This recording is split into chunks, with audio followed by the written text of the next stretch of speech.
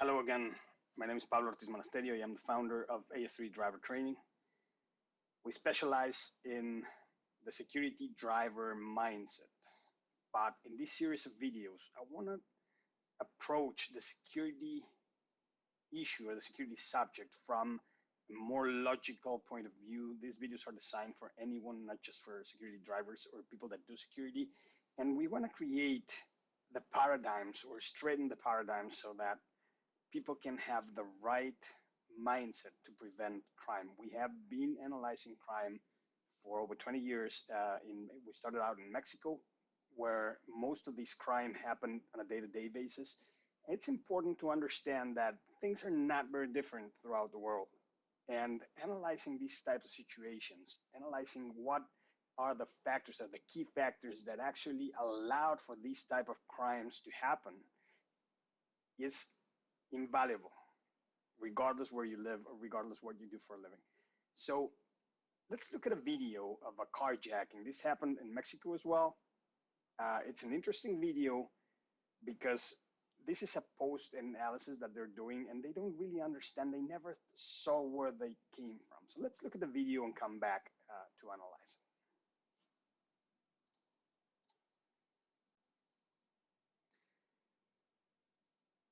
The gentleman that's driving the pickup truck is not a security person.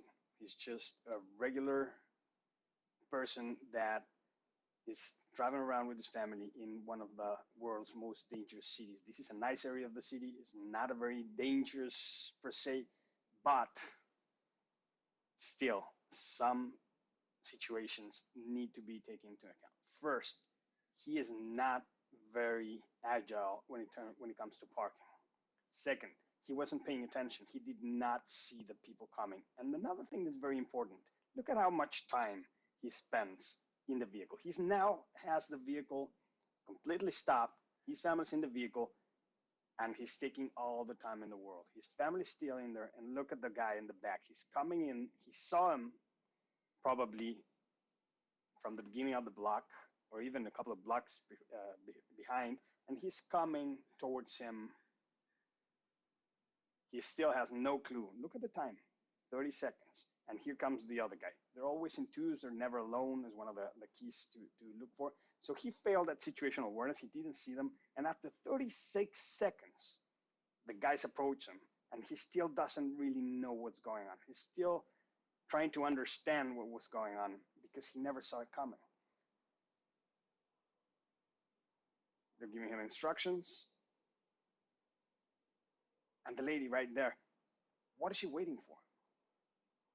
I mean, these guys weren't very aggressive. They allowed them to take everything out of the vehicle. That's usually not the case. Usually they take the vehicle with what it has, and they're usually in a rush. They want to get out of there. These guys are taking their time. They're taking their sweet time. That means they either know there are no police, there's no police around, or they are working with the police locally to do the kind of thing. Because he's still taking all the time in the world, didn't get the watch, gets into the vehicle, and drive off. The key thing that we need to understand is the most dangerous place that you can be is a non-moving vehicle. And that is a perfect example of how we spend time inside a non-moving vehicle and just waste the time. We're not paying attention. A non-moving vehicle is kind of like a cage. Getting it in motion is going to take time. Your situational awareness is impaired because you don't have a lot of observation capabilities. Your field of view of sight, your field of view is limited. And you're at the death trap. And that happens a lot. A lot of people spend a lot of time in vehicles that are not moving. You either come to a meeting, you get there early, and then you spend some time in the vehicle without getting out, or you're dropping off your girlfriend or your boyfriend, and you still have some time before curfew, and you spend some time in the vehicle. It's common. People spend a lot of time inside vehicles. The problem is once you're inside a vehicle, you're statistically in the worst or the most dangerous place you can be throughout your whole day. Avoiding that point will increase the level of security for you and your family considerably.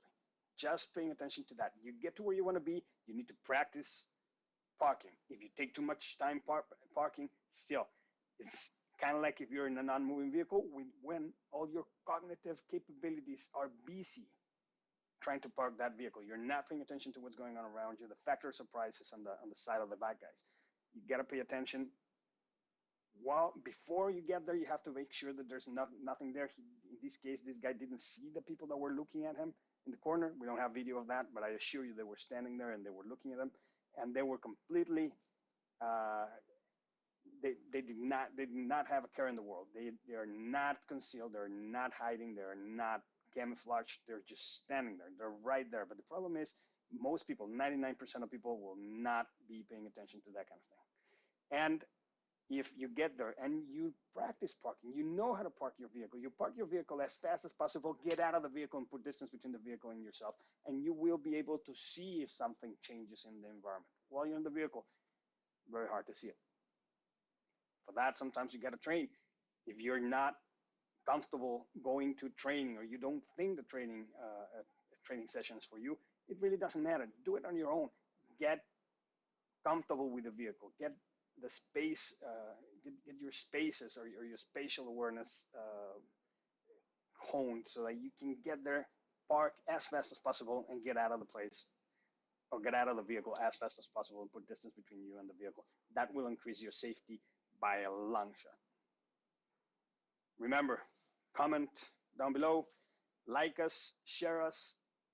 We'll be doing this series continuously, and we're going to try to focus more and more in different types of security issues that affect most people, not only the security professional. We wanna reach farther than the security professional, and trying to see what lies beneath all the layers of the things in security that they tell you. Why? It's a very important question in what we do, and we want to try to find out the why you do things and why some things are safer than others. And so stay tuned for more.